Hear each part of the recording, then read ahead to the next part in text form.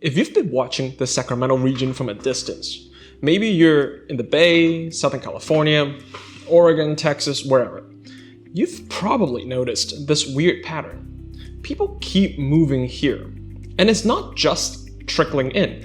I'm talking about families, retirees, remote workers, young professionals, all quietly slipping into Sacramento and its suburbs, like it's the worst kept secret in California. But why? Why here? And why now in 2026? That's exactly what we're going to get into today. Welcome back to the channel. My name is Danny Lau, your friend in real estate here in Davis, California. If you're thinking about making a move anywhere in Davis, Woodland, or Sacramento, I'd love to be a realtor of choice. Okay, let's jump in. The first thing is, there's the Bay Area effect, but it has since evolved. So let's start with the obvious. Yes, Bay Area residents have been migrating to Sacramento for decades, so that's not new. What's new in 2026 is that it's no longer just a priced out of tech type of workers trying to escape the $5,000, $6,000 per month rent. This Bay Area effect has morphed into something bigger. Remote workers, they don't want to be 90 minutes from the nearest mountain. People want space again. Backyard, want to be quiet again, the room to breathe. They want walnut and avocado and apple trees. They want a garage, a place for the dogs. So all the things that would cost you $2 million in the Bay Area, it's $650,000 here in the Sacramento suburbs. The hybrid commute sweet spots. So not all the remote workers are 100% remote.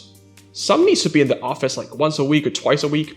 So places like Elk Grove, Folsom, West Sac, Woodland, these check the box perfectly as a middle ground. You're close enough for the occasional drive, but far enough to actually live a life. People finally realize Sacramento is not a cowtown California anymore. If you knew Sacramento 15 years ago, it's not the same city. Food scene, the job market, the neighborhoods, the culture, all of them has leveled up. And out-of-staters see it faster than locals do. It's like when everyone else compliments your kids and you go, wait a minute, since when did you start acting that way? Okay, second thing is the cost of living rebalance. Here's the truth. Sacramento is not cheap by any means, but it is a huge value shift compared to the cities that people are leaving. When you talk to someone who's moving here in 2025, they all say something to the version of, I can finally live like a human being again. So let's break down what that means. Housing. If we're talking about Austin, Denver, Seattle, San Jose, LA, a starter home is pushing $900,000 to $1.2 million. In Sacramento, you can still find homes in the $550,000 to $750,000 range in solid, safe suburban neighborhoods with parks and shopping and good schools. The quality of life, dollar for dollar, your money stretches in ways people forgot money could stretch. Groceries aren't a luxury, gas is not in a crisis, property taxes are not like a horror movie. The childcare is, well, it does sting, but does not end you. And electricity is no longer, please don't turn on the dryer, we can't afford it this month. I mean, it's not cheap, but for the bang of the buck, it's very sane. Here's an underrated truth. When people leave a higher cost city, it's not just money, it's also dignity. Its ability to save money again, to travel again, to upgrade again, to be able to breathe again. And Sacramento gives people that. The third thing is lifestyle, nature, and I can actually live here energy.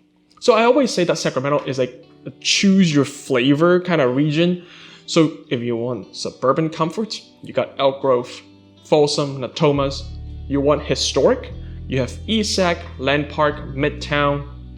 You want a little bit more countryside. Well, there is Woodland, there's Winters. You want a college town? There's Davis. You want to live the river life? Well, of course, there's also West Sac, Pocket and part of Fair Oaks. And all of that is within a 40-minute radius. Outdoors, without the stress, people move here. Notice something very quickly. You're like an hour and a half from Napa, Tahoe, San Francisco to the coast. Maybe Yosemite is more like 3 hours, and you can also go to the Sierras. But day to day, you're like 5 minutes from a park, a walking trail, a river, a lake, or just a bike path. Sacramento has quite the access to nature, but it is not tourist energy. The food scene is no longer a kept secret. If you're new here, you'll learn this fast. Sacramento chefs do not mess around. The farm to fork is not just a slogan, it really is being embodied and baked into the culture. Folsom, very underrated food. Midtown, there is a different restaurant for every day. Davis, you have poke bowls, boba, ramen, coffee, all within a short bike ride. And of course, you have Woodland and Winters. It's very much more farm-driven restaurants that should not be as good as they actually are. Day-to-day pace here that people moving here describe the Sacramento pace as slow enough to enjoy life, but fast enough to not be bored. It hits this middle gear that's rare in a lot of major metros. Here's number 4. Climate refugees. Yeah, it's a real thing. Now, I'm not saying Sacramento is perfect. Summers are scorching hot. But in 2025, the climate migration is very real. Here's what we're seeing. People are escaping the extreme weathers. We get no hurricane, no blizzard or ice storm. There's fewer wildfires than the mountainous and coastal areas. And our heat here, even though intense, it is dry heat and predictable and manageable. And if you ask folks leaving Phoenix, San Antonio, Southern California, Sacramento heat feels like a relief. The air quality cycles, but CAL FIRE and local mitigation have improved. People moving here from Oregon and Washington, they're coming from smoke season too. Sacramento still gets hit some years, but the data over the last few cycles show a downward trend in severity and the duration compared to the time period between 2017 to 2021. Regarding water supply and infrastructure, post-drought infrastructure improvements include the reservoirs, groundwater recharge, conservation programs. These matter. People relocating care about the long-term stability, and Sacramento has positioned itself better than a lot of other Western metros. Here's number 5. The job market isn't small. If you haven't looked at the Sacramento job market in the last 5 years, it's different now. Of course, you're in the state capital, so you have government, you also have tech, healthcare, education. These are the anchors of the region. State jobs are no longer the only game in town anymore. We've got Davis is one of the largest employer in, Northern California in general. Regarding healthcare, you have Kaiser, Dignity, Sutter. In terms of tech, Intel is expanding in Folsom again. And of course, there's also like Amazon, Apple, and also like some smaller AI firms hiring locally. Last but certainly not least, AgTech and biotech, driven by research from UC Davis, is now exploding in Woodland Davis region. There's also the remote worker hub effect. They bring their big city salaries and spend locally. This stabilizes neighborhoods economically. That cycles create better restaurant scenes, stronger school funding, more businesses, cleaner parks, higher service standards. The launchpad city phenomenon is kind of like Sacramento becoming what, let's say, Denver used to be. It's now a city where early career professional goes to grow and not just survive. Okay, number 6. Sacramento's suburbs are the real magnet here. Let's talk about the suburbs, because out-of-staters rarely land right in downtown first. They land in Elk Grove, quiet neighborhoods, good schools, there's Costco's nearby, a ton of new constructions. It's perfect for family coming from like LA, San Diego, Houston. Folsom, it's more like the polished, master-planned lifestyle with trails, lakes, top schools, and remote workers. Love it. There's Davis, college town energy, biking culture, research jobs, and let's be honest, people who loves farmers market also loves Davis. There's Woodland, affordable new constructions, historic downtown energy, and a very underrated food scene. Winters has that small town charm, wineries, farm to table restaurants, and kind of a slower pace. Retirees love winters more than they expected. West Sac, it has riverfront living, a very quick bridge right into downtown Sacramento, and new developments everywhere. Each suburb solves a different out-of-staters' pain point, and that's why people are coming. Number 7, the "it just feels normal again" factor. This is the one that nobody really talks about. The emotional reason people move here. When folks come from like LA or San Jose or Seattle, the big cities, they tell me, I just want a place where life feels normal.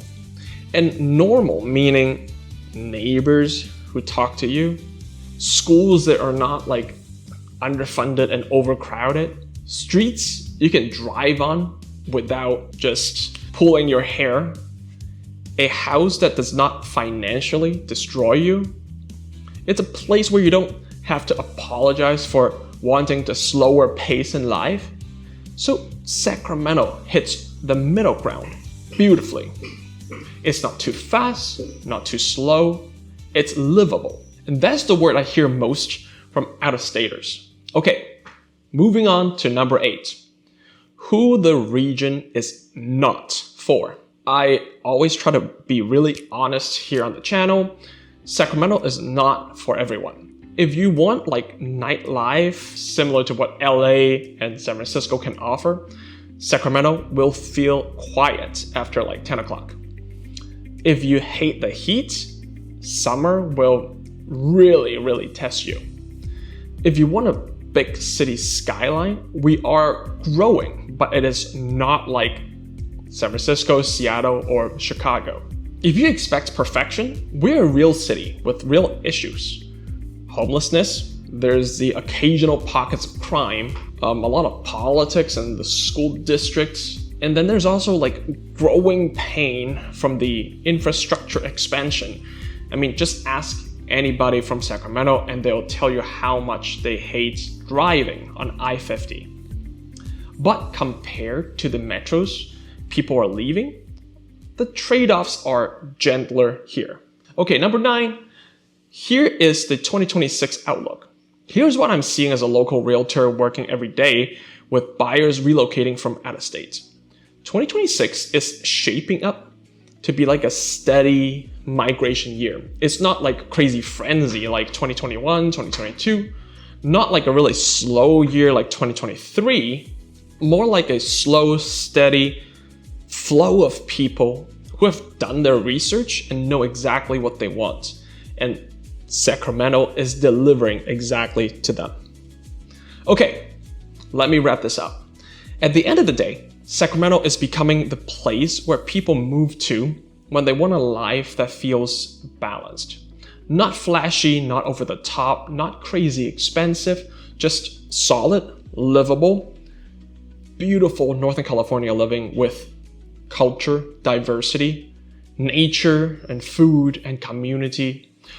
If you're thinking about making that move, I'm here to help you figure out which Sacramento suburb actually fits your lifestyle, your budget, and your version of happiness.